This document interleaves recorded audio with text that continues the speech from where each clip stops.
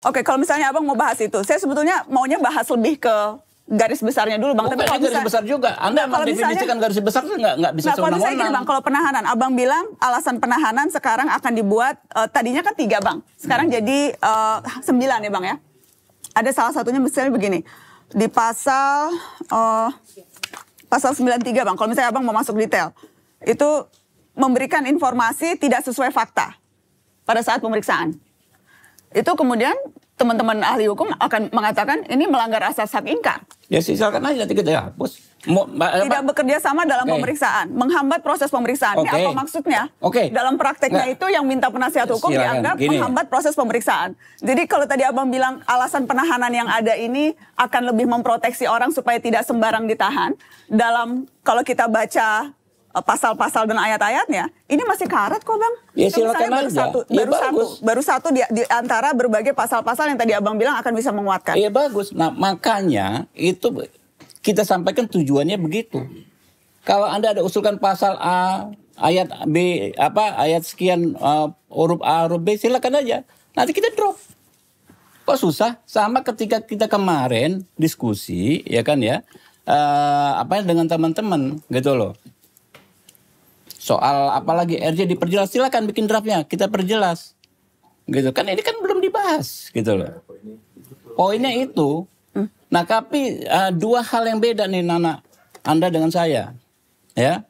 Kalau sama terus nggak seru? Iya, enggak. Kalau kami lebih penguatan sistemnya. Kami nggak peduli oknum institusi mana yang bisa mempunyai kewenangan menahan. Enggak, bukan itu. Bang, ketika Abang bilang penguatan sistem tuh bisa dijelaskan nggak penguatan sistem yang seperti apa maksudnya? Itu dia, makanya saya bilang tadi penahanan, ya kan? Hal-hal yang tadinya subjektif, ya. Tapi itu kan bukan sistem, Bang. Itu kan satu demi satu detail, bukan sistem keseluruhan. Penguatan sistemnya seperti apa nih maksudnya, Abang? Itu dia, gitu loh. Kita bikin ya pengaturan yang terukur, yang objektif. Sistem itu. Terhadap detail-detail yang sudah ada. Intinya. Tapi garis besar payungnya, Bos. Garis besar payungnya. KUHP itu sederhana, Bos. KUHP itu sederhana. Ya. Penangkapan, penahanan dengan proses di persidangan itu aja. Jangan terjadi abuse of power.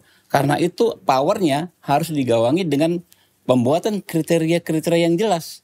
Gitu loh. Aturan ukuran-ukuran yang jelas. Oke. Nah, itu ada juga argumennya begini, Bang.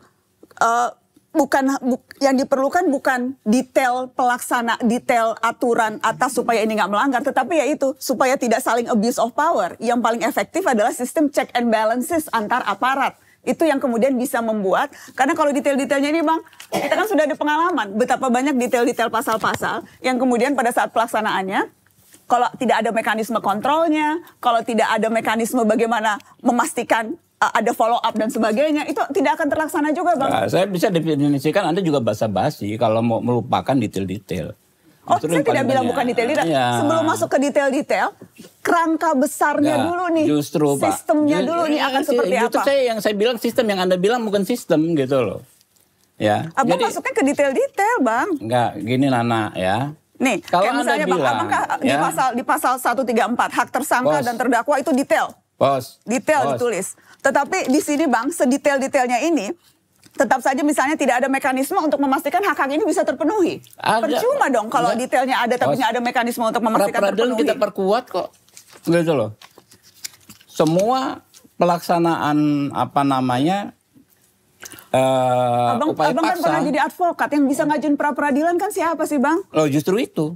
Yang bisa mengajukan pra-peradilan siapa, Bang? Justru itu ya, makanya pra-peradilannya orang kaya, selebihnya orang-orang. Dan gak ada guna juga ngajukan pra-peradilan, karena pra-peradilan hanya memeriksa aspek administrasi dan formil gitu loh. Yang kemarin kita mau bikin pra-peradilan ya yang sangat powerful. Bahkan kalau ada torture, ini usulan kawan-kawan mau dimasukkan, ada intimidasi, itu bisa membatalkan satu proses penuntutan, persidangan. Penyidikan. Itu yang diinginkan teman-teman koalisi kan, berbagai hal itu diperiksa sebelumnya, Bang. Lewat hakim pemeriksa pendahulu. Jadi sebelum sampai terlalu jauh di sana, dari awal sudah ditahan pun sudah ada satu mekanisme yang bisa memastikan berbagai due process of law ini sudah bisa disaling di cross check. Juga nggak bisa bilang pemikiran teman-teman yang paling benar. gitu loh. Ya, Dan abang juga nggak bisa bilang pemikiran ya abang yang paling benar, ya, sama bukan. aja. Maksudnya Ya, sama aja. Iya, sama gitu. aja. Makanya kan disampaikan saja. Disampaikan saja, tapi jangan bilang basa-basi kalau kita mau menjalankan perbaikan KUHP seperti ini, mengundang kawan-kawan. Tapi kalau saya punya pendapat, ya, sebagian besar kawan-kawan punya pendapat. Yang saya dapat ya, percuma kos mindahin kewenangan dari institusi satu ke institusi lain, omong kosong. Kenapa, Bang? Iya, percuma aja, namanya oknum ya. Di polisi ada oknum, di hakim ada oknum. Percuma kalau sistemnya, institusi penahanan yang nggak kita perbaiki. Institusi penahanan, institusi pra-peradilan yang nggak kita perbaiki. Percuma. Bukan persoalan check and balance gitu loh. Cuma hanya memindahkan kewenangan ke orang. Padahal orangnya berpotensi abuse kalau nggak ada kriteria yang jelas soal pelaksanaan kewenangan tersebut.